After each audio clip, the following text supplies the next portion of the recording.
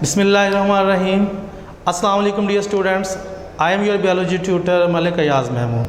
Welcome to all of you by the Park Guidance School in biology class. Today we are going to discuss about the kidney failure. This topic is from the chapter number 11 from the 10th class biology and the lecture number is 21. ठीक है जी। तो हम अपना previous lecture जो है वो recall कर लेते हैं। हमारा प्रीवियस लेक्चर जो है वो था kidney stone.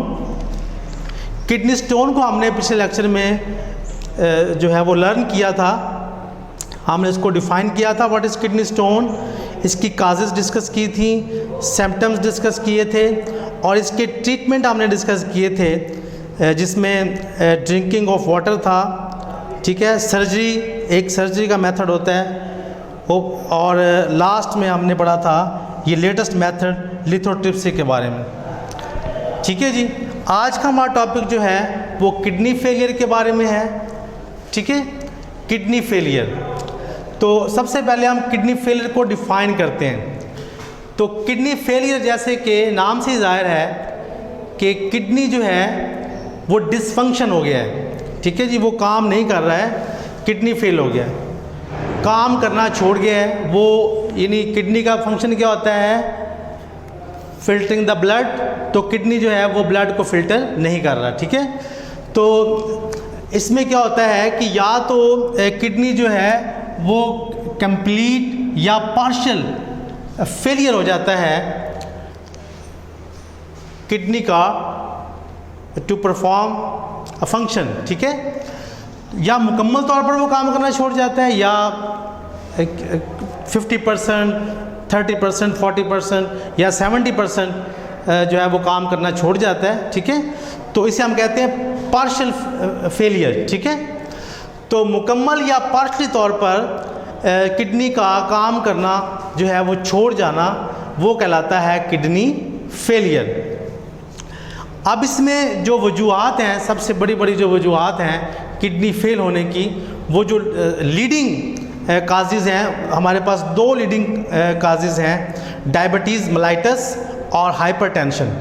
Diabetes mellitus mean जो शुगर के पेशेंट होते हैं, शुगर के पेशेंट का जो ना वो किडनी फेलियर का मसला बहुत ज़्यादा होता है। ठीक है, उनमें चांसेस ज़्यादा होते हैं, ज़्यादा रिस्क होता है उनका किडनी फेल होने का। ठीक है, और दूसरा होता है हाइपरटेंशन, यानी अचानक से ब्लड प्रेशर का शूट कर जाना, ब्लड प्रेशर का रेज हो जाना। ठीक है ना जी। तो ये जो दो हैं ये लीडिंग काजेज़ हैं किडनी फेलियर की। ठीक है जी। इसके अलावा किडनी फेलियर काज है कि किडनी की दीवारों को अचानक से ब्लड की सप्लाई में इंटरप्शन आ जाना। ठीक है जी, यानी ब्लड की सप्लाई जो है वो किडनी की तरफ जा रही है, लेकिन किसी वजह से, किसी ब्लॉकेज होने की वजह से या किसी और वजह से ब्लड की सप्लाई जो है वो किडनी तक नहीं पहुंच रही। ठीक है, तो इससे क्या होता है, इससे भी किडनी फेल हो जाता है। और फोर्थ वन हमारे पास है ड्रग ओवरडोजेज़।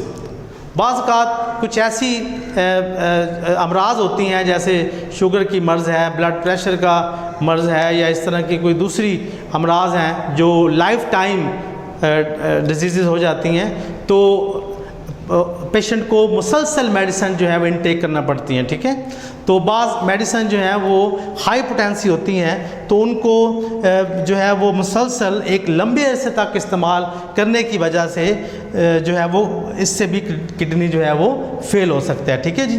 तो किडनी फेलियर की हमारे पास ये वजूहात हैं। सबसे बड़ी दो वजूहात हैं, दोबारा सुन लें, डायबिटीज़ मेलाइटस, हाइपरटेंशन। ठीक है जी, ये लीडिंग कॉज हैं, और उसके अलावा sudden interruption in blood supply to kidney. ठीक है, और चौथा हमारे पास है ड्रग ओवरडोज, यानी मेडिसिन का ज़्यादा इनटेक करना। इसके बाद हमारे पास आ जाता है सिम्टम्स। हमें कैसे पता चलेगा कि हमारा किडनी ही फेल हुआ है, ठीक है, या कोई और प्रॉब्लम है। ठीक है, तो किडनी जब फेल होता है तो सबसे पहले क्या होता है कि हमारे ब्लड के अंदर यूरिया का लेवल जो है वो इंक्रीज़ हो जाता है। ना सिर्फ यूरिया का लेवल इंक्रीज़ होता है बल्कि इसके साथ साथ अदर मेटाबॉलिक वेस्ट जो होते हैं अदर वेस्ट वो भी ब्लड में इंक्रीज हो जाते हैं, ठीक है जी। यूरिया और अदर मेटाबॉलिक वेस्ट, ठीक है, वो ब्लड के अंदर इंक्रीज हो जाते हैं, ठीक है। ये हमें टेस्ट कराने पर पता चला। जब ये यानी किडनी फेल हो जाएगा और यूरिया का लेवल और दूसरे मेटाबॉलिक वेस्ट का लेवल जब ब्लड के अंदर इंक्रीज होगा तो ये अलामात जो हैं ये, और साफ ज़ाहिर है ये कब होगा, यूरिया का लेवल कब इंक्रीज होगा, जब हमारा किडनी फेल हो जाएगा, काम नहीं करेगा। क्योंकि किडनी का फंक्शन ये होता है कि वो ब्लड को क्लीन करता है यूरिया और दूसरे मेटाबॉलिक वेस्ट से, ठीक है। तो जब ये सिचुएशन आएगी तो हमारे पास इस तरह की सिम्टम्स शो होंगी, जैसे यानी आपको वॉमिटिंग हो सकती है, नेजिया हो सकता है, ठीक है। इसके बाद आपका वेट लॉस हो सकता है, फ्रीक्वेंट यूरिनेशन यानी बार बार पेशाब आएगा, और ब्लड इन यूरिन, और यूरिन के साथ जो है वो ब्लड भी आ सकता है, ठीक है जी। तो ये सिम्टम्स हैं। वॉमिटिंग कहते हैं, आपको पता है, यानी उल्टी आ जाना, जो खाया पिया बाहर आ जाना, ठीक है जी। और नेजिया कहते हैं जी मत लाना, घबराहट होना, जी मत लाना, ऐसे लगना जैसे वॉमिटिंग आ रही है लेकिन ऐसा नहीं हो रहा होता, ठीक है जी। तो मुकम्मल तौर पर घबराहट हो रही होती है। वेट लॉस इसमें हो जाता है, वज़न में काफ़ी कमी आती है। फ्रीक्वेंट यूरिनेशन यानी बार बार पेशाब का आना, और पेशाब के अंदर जो है वो खून का आना, ठीक है जी। तो बेटा ये इसकी जो है ये सिम्टम्स हैं। अगर ये अलामात आपको ज़ाहिर हो रही हैं तो इसका मतलब है आपका किडनी जो है वो काम करना छोड़ चुका है, ठीक है जी। नेक्स्ट हमारे पास इसका ट्रीटमेंट आ जाता है। दो तरह का हमारे पास ट्रीटमेंट है किडनी फेलियर का। एक तो हमारे पास है डायलिसिस, और दूसरा परमानेंट ट्रीटमेंट इसका है किडनी ट्रांसप्लांट। आज हम जो है वो डायलिसिस को डिस्कस करेंगे इस लेक्चर के अंदर, और किडनी ट्रांसप्लांट जो है वो हम नेक्स्ट लेक्चर में इंशाल्लाह इसको कवर करेंगे, ठीक है जी। तो यहाँ पे हमारे पास हम देखते हैं कि व्हाट इज़ डायलिसिस।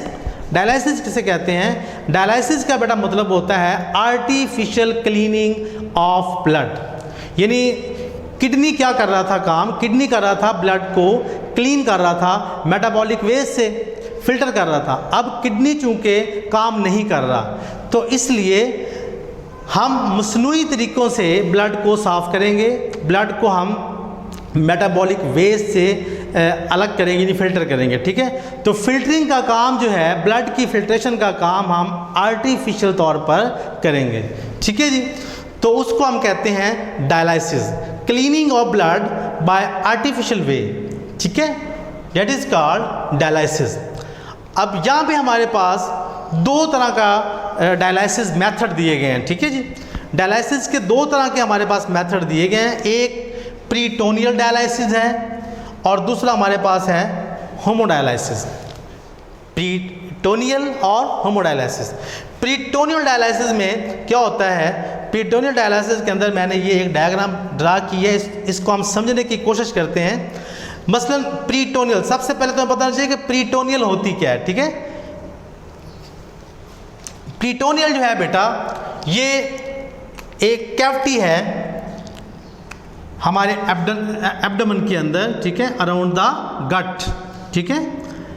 ये क्या होती है? Cavity, cavity around the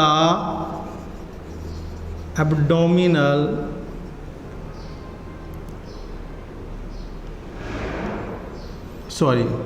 around the gut, ठीक है जी, अराउंड द गट। गट किसे कहते हैं? 9th में पढ़ा था हमने, एलिमेंट्री कनाल को कहते हैं, ठीक है जी।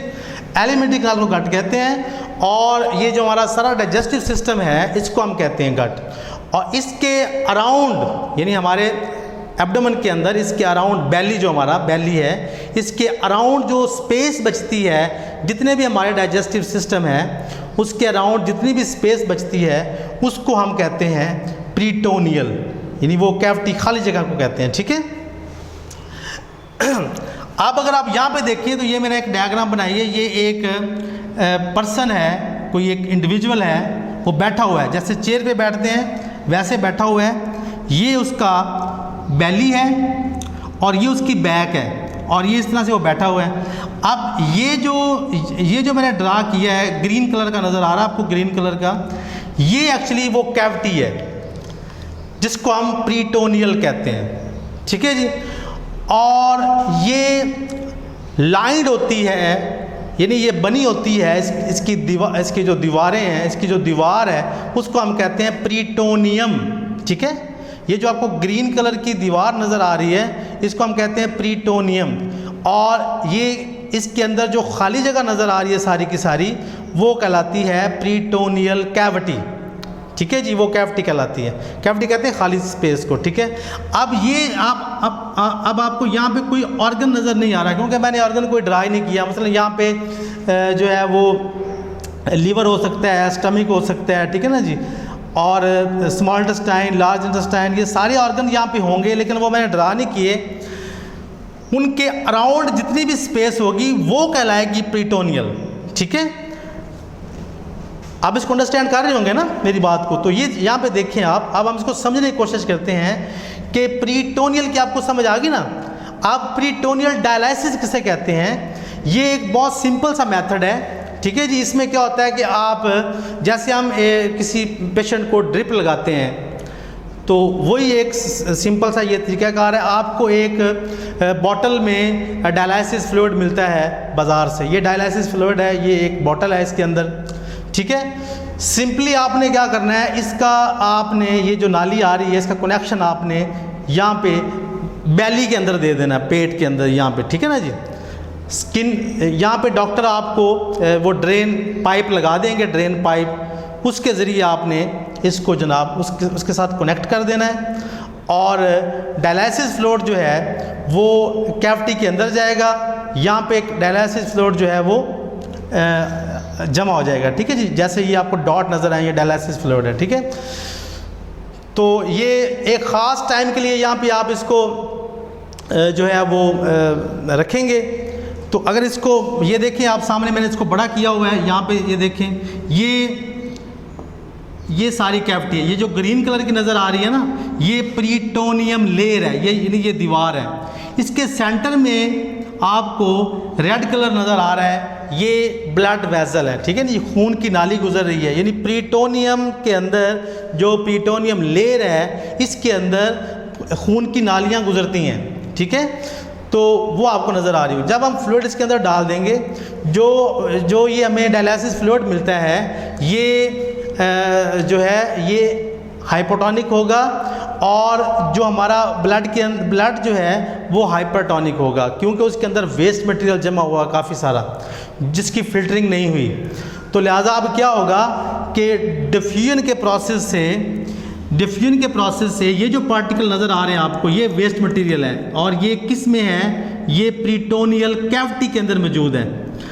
अब क्या होगा, डिफ्यूजन के प्रोसेस के ज़रिए ये वाला जो पार्टिकल्स हैं ये मूव करेंगे और ब्लड वेसल्स में आ जाएंगे, क्योंकि आपको पता है कि ब्लड वेसल जो हैं वो सिंगल सेल्ड थिक होती हैं, तो सेमी परमिएबल मेम्ब्रेन से गुजरकर ये ब्लड वेसल्स में आ जाएंगी, ठीक है जी। तो इस तरह से ब्लड की जो है वो फिल्टरिंग होती रहेगी, ठीक है।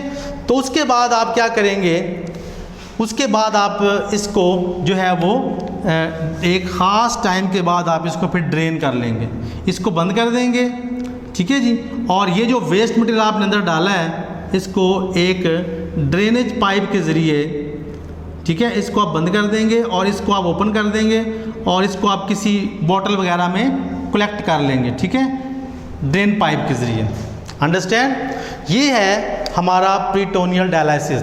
और प्रीटोनियल डायलिसिस जो है बेटा, ये जो है आप अपने घर में कर सकते हैं, ये बहुत सिंपल है, और लेकिन ये आपको डेली करना पड़ेगा। ये आपको डायलिसिस जो है डेली करना पड़ेगा, और इसको आप घर में प्रैक्टिस कर सकते हैं इजीली, ठीक है जी। इसके बाद जो दूसरा तरीका है, जो दूसरा मेथड है, वो है होमोडायलिसिस। होमोडायलिसिस जो है बेटा, ये बाकायदा एक डायलाइज़र से होता है, एक मशीन से किया जाता है। इसमें एक डायलाइज़र इस्तेमाल होता है, ठीक है। डायलाइज़र एक मशीन है जो ब्लड को साफ़ करने का काम करती है, और ये डायलाइज़र जो है चूँकि ये बहुत कॉस्टली होता है, तो ये आप एक इंडिविजुअल अपने लिए खुद से परचेज़ नहीं कर सकता, तो लिहाजा ये आपको डायलिसिस सेंटर जाना पड़ेगा।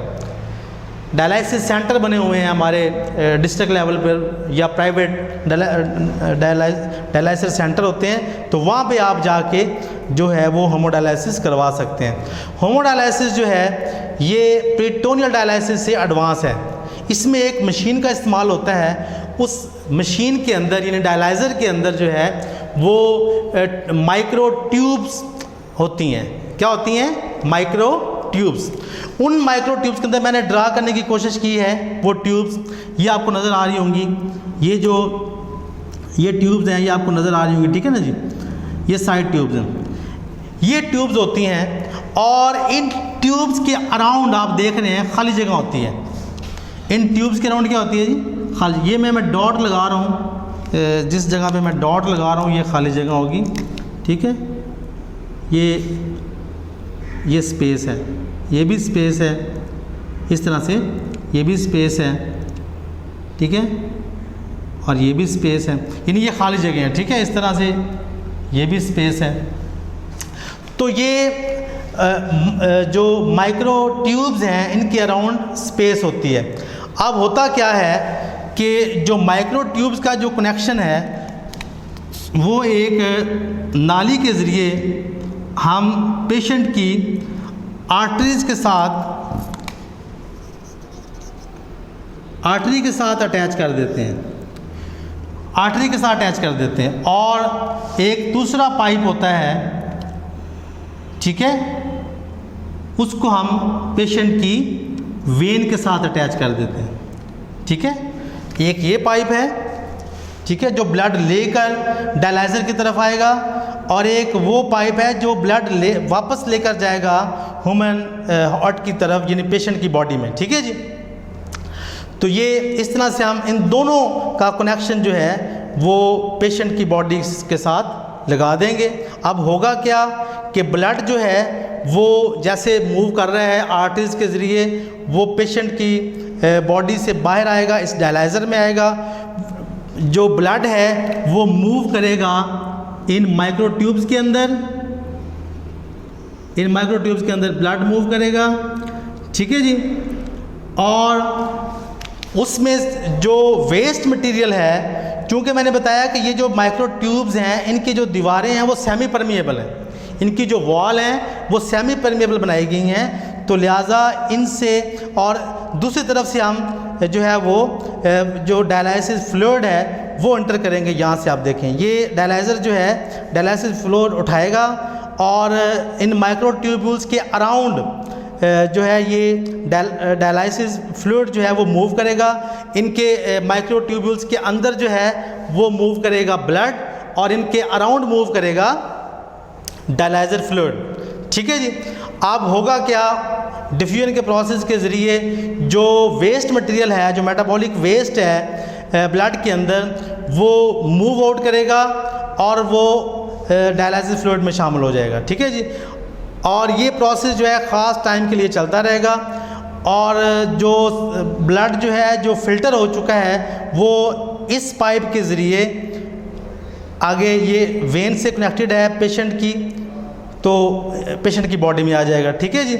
और जो वेस्ट मटेरियल लेकर डायलाइसिस फ्लूइड जो है वो चला जाएगा इस वेस्ट बॉटल में चला जाएगा, ठीक है।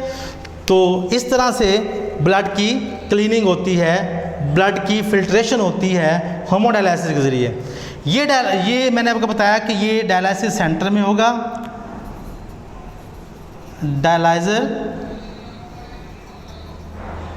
सेंटर के अंदर आपको जाना पड़ेगा, और ये 3 टाइम पर वीक आपको करवाना पड़ेगा, ठीक है जी। एक हफ्ते में 3 दफ़ा, और ये आपको डेली जो है वो करना पड़ेगा, ठीक है, क्योंकि इसमें ब्लड की फ़िल्ट्रेशन जो है वो इसकी निस्बत कम होती है, इसमें ज़्यादा फ़िल्ट्रेशन होती है, इसमें कम फ़िल्ट्रेशन होती है, ठीक है। ये यूज़ करना आसान है, इसके लिए आपको बाकायदा टाइम देना पड़ेगा, आपको डायलिसिस सेंटर जाना पड़ेगा, ठीक है जी। ये इसमें डिफरेंस है, ठीक है जी। इसके बाद हमारे पास एग्जामिनेशन डिकोडेड है, इसमें हम देख लेते हैं।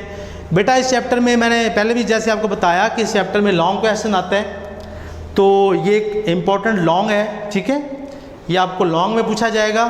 और इसके अलावा इसमें शॉर्ट क्वेश्चन जो बन सकते हैं इस टॉपिक में से, what are the causes and symptoms of kidney failure, एक तो आपको ये शॉर्ट पूछा जा सकता है। डायलिसिस की डिफाइन पूछी जा सकती है आपसे, और इसी तरह प्रीटोनियल डायलिसिस के को एक्सप्लेन शॉर्टली एक्सप्लेन किया, ये पूछा जा सकता है क्या शॉर्टली एक्सप्लेन करें 2 नंबर का, ठीक है। और होमोडायलिसिस के बारे में भी पूछा जा सकता है शॉर्ट क्वेश्चन में, ठीक है जी। तो बेटा ये था आज का लेक्चर, उम्मीद है आपको समझ आई होगी। थैंक यू वेरी मच, अल्लाह हाफिज़।